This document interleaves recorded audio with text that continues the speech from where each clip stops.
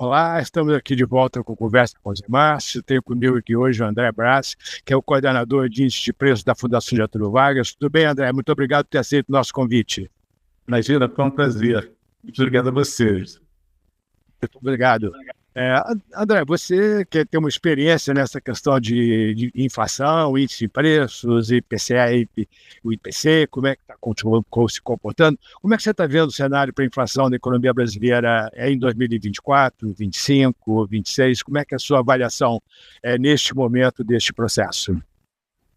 A inflação vem apresentando algumas surpresas, né? Todo dia a gente tem que sentar e reavaliar um pouco o curto e longo prazo, porque todo dia tem um fato novo, né? O último foi o dólar, né? Aquele susto que ele deu, uma desvalorização rápida, e a gente sabe que uma desvalorização cambial na magnitude que já temos acumulado em 2024 tem uma repercussão sobre os preços, tá?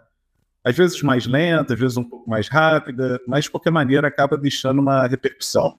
E a gente tem acompanhado aqui algumas curvas importantes, né? Alguns produtos comercializáveis, né? Que já mostravam uma relativa estabilidade até maio, já começaram a haver uma aceleração, né, no deslocamento para cima.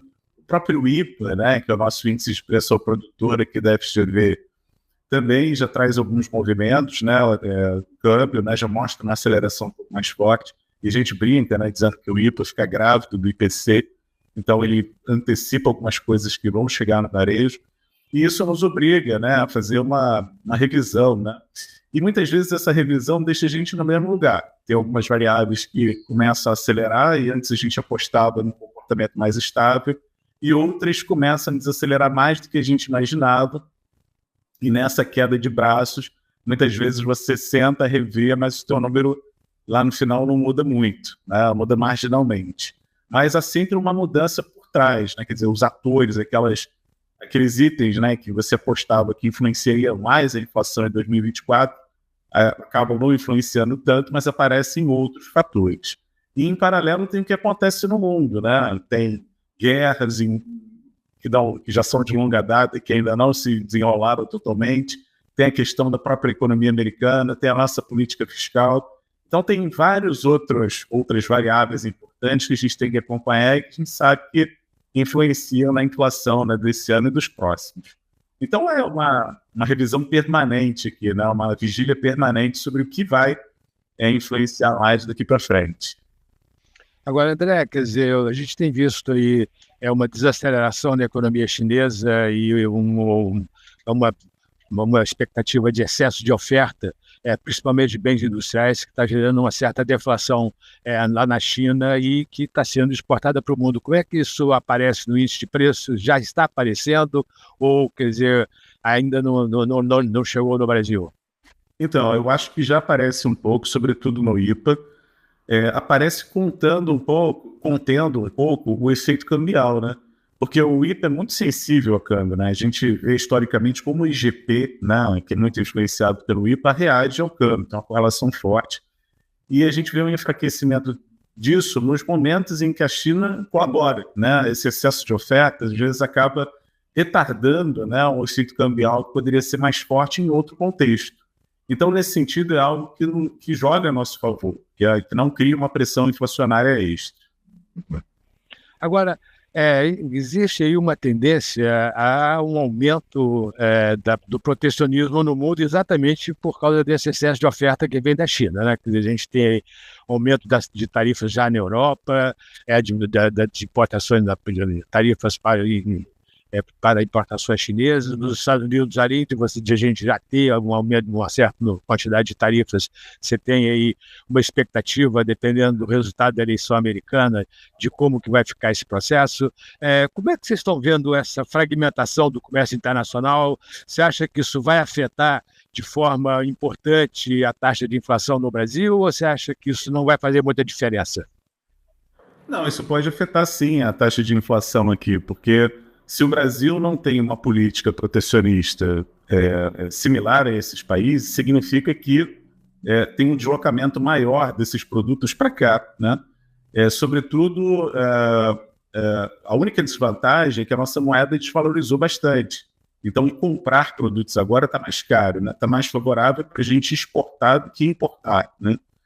E, nesse sentido, até a gente exportando mais também não cria nenhuma vantagem direta para a inflação, porque melhora a balança comercial, mas também desabastece o mercado doméstico, né? Então, você pode não ter aí um desafio tão grande para ter produtos, mas ao exportar demais, o câmbio também começa a desafiar um pouco mais a inflação. Então, a nossa desvantagem é não ter uma política frente a de outros países, né? Tão protecionista, assim, porque a nossa indústria também está num estágio diferente da Europa e dos Estados Unidos, né? Então, se a gente não tem uma política que blinda, né, essa chegada de produtos mais baratos, né, essa competição com a indústria nacional, isso para a gente não tem muito efeito, porque o nosso mercado continua aberto do mesmo jeito, não muda a nossa política aqui e a oferta de produtos no mundo aumenta, né, se esses países compram menos. Então, eu não vejo, assim, uma grande vantagem para a gente diante dessas políticas, né? Nesse caso, a gente deve esperar, quer dizer, uma pressão deflacionária no Brasil, né? Porque uma oferta maior, então... Mas eu não vejo isso de forma clara ainda no IPA, tá? Eu vejo que o IPA está acelerando, né? E poderia acelerar mais rápido se a oferta fosse ainda menor, mais restrita, né? Então, eu acho que a oferta maior ajuda a conter, e eu não vejo exatamente um efeito deflacionário tão nítido assim no IPA. Certo. Agora, a gente, quer dizer, a experiência internacional e a teoria também tem mostrado que essa questão do protecionismo, da fragmentação do comércio internacional tende a diminuir produtividade e aumentar custo de produção no longo prazo. Esse é um processo que vocês estão observando? Como é que vocês estão olhando esse processo? Não, eu não vejo isso diretamente, né? Eu acho que isso é verdade, acontece de fato, né? Se você tributa muito, você cria uma restrição ao desenvolvimento de sua própria indústria, mas isso eu acho que mais exatamente nos Estados Unidos e na Europa do que aqui no Brasil, né? Eu acho que a nossa indústria ainda está num estado de desenvolvimento diferente, a gente precisa estimular a produção aqui no Brasil, né, mas estimular de maneira a não tirar totalmente a competitividade, porque ele é um elemento importante para despertar o interesse pelo crescimento, pelo próprio desenvolvimento, mas há passos importantes que a gente precisa dar na parte de logística, né, de transporte, de preço de energia. Tem tantas coisas que desafiam a indústria nacional, né, que você protegê-la sem resolver esses problemas antes, né, parece que é meio ineficiente. Então, são passos importantes que a gente tem que dar domésticos aqui, né, para criar uma estrutura que convide o setor industrial a ter mais fôlego, né, para crescer. E aí sim, a gente cuidaria de proteger essa indústria nessa alavancagem que ela poderia ter, né, nas condições ideais, exatamente para que ela se sustente crescendo ao longo do tempo, né? Mas eu acho que a gente não está exatamente nesse estágio, né? Outros países podem ter um interesse maior em proteger suas indústrias no momento em que a China tem uma capacidade de oferta muito maior. E aí protege a indústria, protege empregos, né? É uma situação um pouco diferente da que eu vejo aqui no Brasil. Agora, André, quer dizer, voltando à questão da inflação no curto prazo, que a gente tem visto aí uma aceleração da taxa de inflação de serviços, a taxa de inflação de serviços está acima da meta, quer dizer, da trajetória compatível com a meta, pelo menos essa é a avaliação da maior parte dos analistas, eu não sei se tem a mesma avaliação, eu acho que esse é um ponto importante. Como é que você está vendo isso? Quer dizer, na verdade, segundo uma parte grande aí dos analistas, quando você vê no mercado financeiro principalmente, que existe uma certa expectativa, dado o fato de que a política fiscal é bastante expansionista, com políticas de transferência de renda, etc., você tem um aumento de consumo importante, e esse aumento de consumo está começando a gerar pressões inflacionárias no setor de serviços, a taxa de desemprego está muito baixa para os padrões brasileiros. Como é que você vê esse processo? Você acha que existe realmente uma tendência a excesso de demanda, ou você acha que não, que é perfeitamente compatível com o crescimento da economia, o crescimento da demanda é compatível com o crescimento da economia brasileira? Não, a gente tem percebido, à medida que a taxa de desemprego diminui, a demanda por serviços vem aumentando e a gente vê pela trajetória do preço do setor serviços. Se a gente coloca um gráfico lá da redução da taxa de desemprego e de como o setor serviços vem alavancando, um espera e o outro ao contrário. E quando o desemprego cai, a taxa de serviços sobe, né? Então, tem havido sim uma pressão maior. E a gente percebe que serviços intensivos em mão de obra sobem até mais rápido, né? Tem uma relação mais forte aí com esse aumento da. Então, isso é um desafio, porque a gente não vê, nem nesse ano, nem no ano que vem, serviços subindo a meta de inflação, né? Serviços sempre subindo acima da meta, quase no teto da meta, né? E algumas estimativas mostram que isso pode ultrapassar o teto da meta, quer dizer, subir quase 5% em 12 meses, né? Então, o setor serviços tem sido um desafio mesmo para a política monetária, né? E esse aquecimento do mercado de trabalho, o aumento do rendimento, é um efeito que tende a desafiar ainda mais. Quer dizer, é provável que o serviço se mantenha com uma taxa muito acima da meta, aí, pelo menos por os próximos 2 anos. Bom, nesse caso, quer dizer, a compensação tem que vir da oferta de bens, né?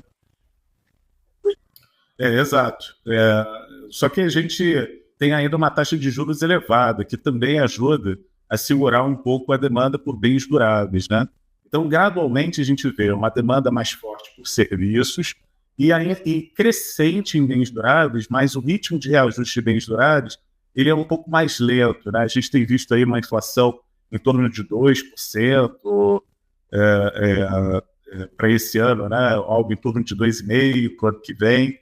Então, o setor de bens duráveis está acelerando, mas a um ritmo mais lento que o segmento de serviços, exatamente porque para bens duráveis tem ainda uma Selic em 10,5% que restringe a demanda, né? Qual é a projeção de vocês para a taxa de inflação esse ano? Como é que vocês estão vendo aí o cumprimento da meta? Está no limite? Está fácil de chegar? Como é que vocês estão vendo isso? Então, para esse ano a gente está com 4,1, que é basicamente o que está no foco, né? Eu estava mais pessimista quanto à inflação desse ano, porque eu não acreditava assim, numa recuperação tão rápida do preço dos alimentos, né? A gente teve aquele evento no sul do país, né, que gerou um certo pessimismo, pelo menos da minha parte, quanto ao futuro do preço dos alimentos. Eu não acreditava que entre julho e agosto a gente tivesse aí a possibilidade de ver uma queda tão intensa quanto a que o IPCA registrou, né? Ou ainda vai registrar nessa prévia aqui, que a gente vai conhecer daqui a pouco, do IPCA 15 de agosto. Mas as nossas coletas aqui indicam que tem espaço para uma queda tão intensa esse mês quanto foi no mês passado. E isso já muda um pouco, né, o que a gente esperava em torno de alimentos, né? Então a gente tinha uma taxa, uma expectativa de inflação para esse ano que estava acima de 4,2, né? Exatamente por uma pressão mais forte dentro do grupo alimentação que a gente acaba não está vendo. Para o ano que vem, eu estou mais pessimista que o mercado. Eu vejo uma taxa em torno de 3,7, 3,8, e eu vejo que a maioria se aproxima de 4 para 2025, né? Então, eu estou mais otimista para o ano que vem e mais pessimista esse ano. E basicamente por conta de alimentação, é onde a gente acho que destoa mais da expectativa do mercado, porque a gente não acreditava aqui numa queda tão forte quanto a que vem acontecendo e por um prazo tão grande assim. Então é provável que os alimentos parem de cair tanto, né, no início do último trimestre desse ano, mas para esse terceiro trimestre parece fácil, né, da gente ter aí uma oferta maior de alimentos. Agora, isso não está bem disseminado dentro do grupo alimentação, está muito em função de alimentos in natura, né, que devolveram forte os aumentos de preço que eles acumularam no início do ano. Agora, os outros alimentos processados, alguns ainda apresentam queda, bom comportamento, um comportamento até bom pelo peso que eles têm, como as proteínas, por exemplo, estão com preços bem estáveis, né, em alguns até em queda de preço. Então, isso dá algum conforto aí nesse grupo que pesa muito no IPCA e que afeta mais as famílias de baixa renda. E como que a taxa de câmbio afeta o preço de alimentos? Eu acho que não afeta, tem um efeito muito pequeno sobre o preço dos alimentos. A gente precisa de safras, né? E essas mudanças climáticas, elas vêm desafiando muito as safras aqui no Brasil, né? Então, se você tem um choque de oferta, né, como a gente presumia ter, né, essa enchente no sul, é um choque de oferta um pouco mais forte, né? Isso faria o preço dos alimentos subir. Não há jeito de controlar essa alta via taxa de juros, né? Então, fatalmente, a gente teria um desafio maior por conta do clima. E as previsões sobre o clima não são nada otimistas, né? Porque agora tem um cenário Laninha, né? Um Laninha menos intenso, mas ele vai trazer algum desafio. O desafio desse Laninha é exatamente o nível dos nossos reservatórios, que até está ótimo, né? Mas é uma situação que pode mudar, porque a gente vai entrar no período de maior demanda de energia e provavelmente vai chover menos onde a gente tem os reservatórios, na maior parte das represas. Isso pode comprometer a geração de energia, né? Pode forçar a prática de bandeiras tarifárias, que encarece a energia. E a gente sabe que quando a energia fica mais cara, ela acaba contaminando a prestação de serviços, a atividade industrial. De certa forma, isso acaba aumentando custos que desafiam a inflação de modo mais geral. Então, essas mudanças climáticas, elas de fato vão testar a gente aí, e vão desafiar mais a política monetária, né, dado o pouco fôlego que ela tem de atuar sobre o segmento de alimentação. Agora, André, vocês têm algum cenário para o comportamento do preço de petróleo? Quer dizer, como é que vocês estão vendo aí o cenário internacional, o efeito do cenário internacional sobre o preço do petróleo, a questão do Oriente Médio? Como é que vocês estão acompanhando de perto? Como é que vocês estão vendo esse processo? Pois é, essa tensão, ela gera uma incerteza que é difícil da gente apostar numa direção, né? Qualquer conflito que escala pode influenciar o preço do barril de petróleo, e isso faz a gente rever cenários, né? Por enquanto, a gente espera um cenário mais estável, né? Menos turbulento do que aconteceu recentemente, e com pouca pressão aí sobre esses preços administrados, sobre o preço do diesel, sobre o preço da gasolina, né? Então, a única coisa que pode desafiar um pouco mais é o câmbio, né? Mas ele me parece que já absorveu, né? Já depurou um pouco da incerteza, então está voltando, está retornando. Então, me parece que isso também não vai pressionar tanto, né, o preço dos combustíveis. E essa estabilidade é importante, porque da mesma forma que a energia pressiona custos, né, os combustíveis também, principalmente o diesel, né, que não pesa muito no IPCA diretamente, mas indiretamente ele encarece frete, transporte público urbano. Então, tem todo um desdobramento ali sobre a inflação, um desdobramento indireto. Então, havendo uma estabilidade maior e uma preocupação menor quanto ao preço do barril de petróleo, a gente também tem uma variável a menos para se preocupar quanto à pressão inflacionária, né? Na verdade, essa questão do Oriente Médio é bastante preocupante, né? A gente nunca sabe exatamente para onde vai essa questão do Oriente Médio, e a questão da guerra Rússia-Ucrânia também é um outro problema importante. Aliás, acho que uma coisa interessante para você que acompanha muito de perto essa questão dos preços, quer dizer, lá logo no início da guerra, lá da invasão da Rússia, da Ucrânia pela Rússia, os preços dos produtos agrícolas tiveram um aumento substancial, quer dizer, e petróleo também.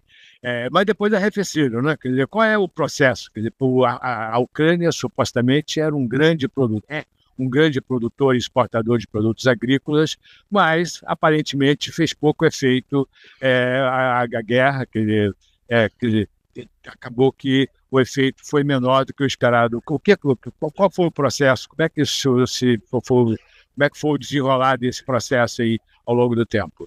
Então, inicialmente havia uma dificuldade maior de escoamento, né, da produção agrícola, né? Mas depois acho que eles fizeram um pacto e acabaram escoando uma parte disso.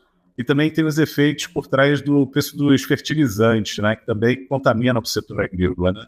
Então havia fertilizante ou havia um choque de oferta, uma disponibilidade menor daqueles grãos, né? E isso acontece em cima de grãos que são estratégicos, né? Milho, trigo, né?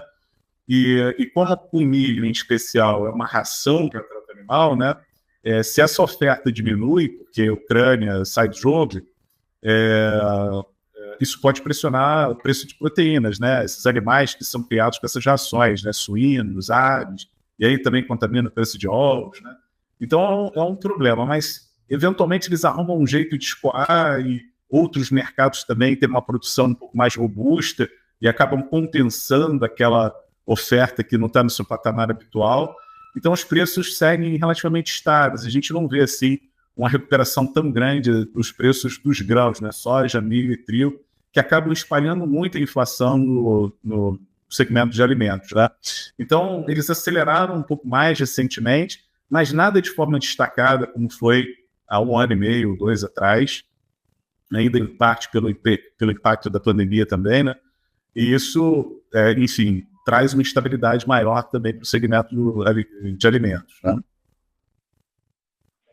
Quer dizer, na verdade, pelo que eu estou entendendo, a preocupação de vocês está no preço de serviços, na inflação de serviços, quer dizer, que tem um excesso de demanda aí gerado por uma política expansionista, uma política fiscal expansionista, mas que é, em parte, pelo menos, compensado por preços de alimentos relativamente bem comportados. É isso mesmo? Exatamente. E até de forma surpreendente, porque a gente acreditava numa pressão maior do preço dos alimentos, né? Não por problemas externos, né, mas por questões domésticas mesmo associadas a esses desafios que o clima nos trouxe recentemente. Certo.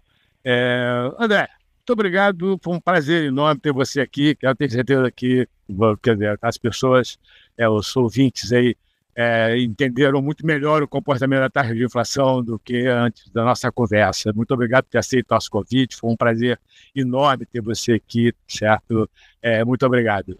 Eu que agradeço, José Márcio, foi um prazer participar do programa, espero que em outra oportunidade você possa nos convidar de novo. Não, certamente. Sempre que tiver problemas com inflação, vamos chamar você. Liga pra gente. Um abraço, obrigado. Um abraço, tchau, tchau.